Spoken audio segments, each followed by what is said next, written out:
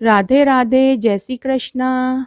आज मैं आपको पौष रविवार की एक पौराणिक कहानी सुनाने जा रही हूँ। एक बार एक गांव में एक साहूकार था। उसके कोई संतान नहीं थी। एक दिन सवेरे वो बाहर गया, देखा एक किसान खेत में दाना डालने जा रहा था। साहूकार को सामने देखते ही वह किसान वापस घर की ओर मुड़ गया और बोला कि आज तो अपशकुन हो गया। साहूकार ने सुना तो उसका मुंह उतर गया। वह वापस घर आ गया। उसकी पत्नी ने पूछा कि क्या बात है।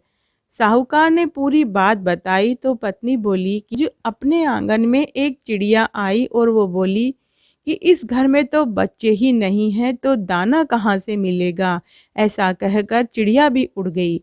साहूकार बहुत दुखी हो गया। उस दिन से वो सूरज भगवान की आराधना करने लगा। 12 वर्ष बीत गए। राणा देव ने सूर्य भगवान से कहा कि एक भक्त आपको पुकार रहा है। एक भक्त 12 वर्ष से आपकी पूजा कर रहा है। अगर आपने उसकी नहीं सुनी तो कलयुग में हमें कौन मानेगा। तब भगवान को दया आई और साहूकार के सामने प्रकट होकर बोले कि तेरे नसीब में बच्चा नहीं है, पर मेरे आशीर्वाद से तुझे एक कन्या होगी। वो हंसेगी तो उसके मुंह से हीरे मोती बिखरेंगे। उसने घर आकर अपनी पत्नी को बताया। 9वें महीने में एक कन्या ने उनके घर जन्म लिया। तब एक नायन कन्या को नहलाने आती थी। वह कन्या जब मुस्कुराती तो उसके मुंह से हीरे मोती गिरने लगे, तो वो नायन चुपचाप उन हीरो मोती को लेकर चली जाती थी। इस तरह 1.25 महीना बीत गया। तब 1.25 महीने के बाद साहूकार की पत्नी ने नायन से कहा कि अब तुम कल से मत आना, मैं खुद अपनी बच्ची को नहलाऊंगी।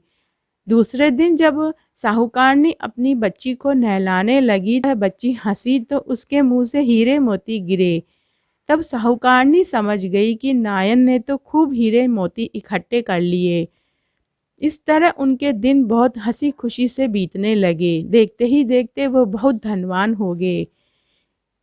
धीरे धीरे लड़की बड़ी हुई तो माँ बाप ने सोचा कि घर में तो बहुत धन है, इस धन का हम क्या करेंगे, घर जमाई ढूंढ लेते हैं।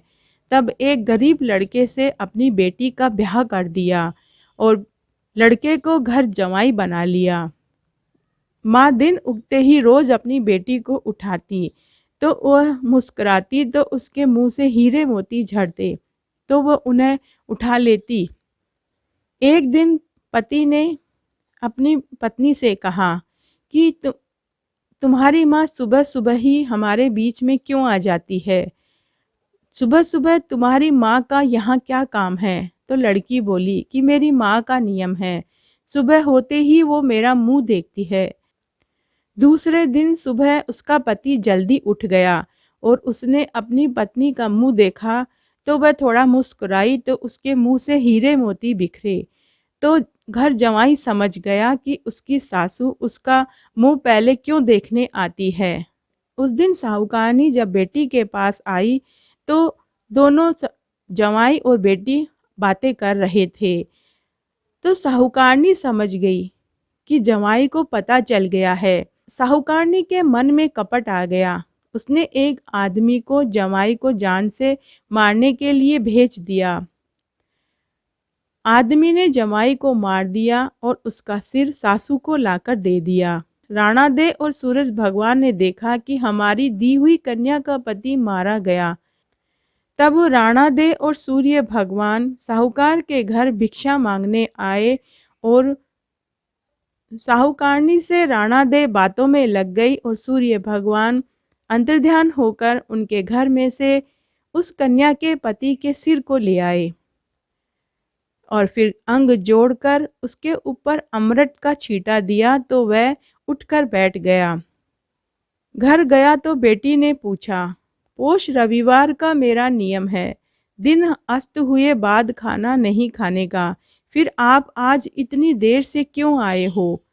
तो पति बोला कि तुम्हारी माँ ने मुझे मारने के लिए आदमी भेजा था और पूरी बात बता दी। बेटी बोली, अब हम यहाँ नहीं रहेंगे, जो माँ मेरा सुहाग छीन ले वो क्या काम की। बेटी अपने पति के साथ अपने घर में रहने लगी। उसके घर में सुख समृद्धि हो गई। उधर माँ के धीरे धीरे दरिद्रता आ गई। सूरज भगवान बेटी पर प्रसन्न हुए, वैसे सब पर होना।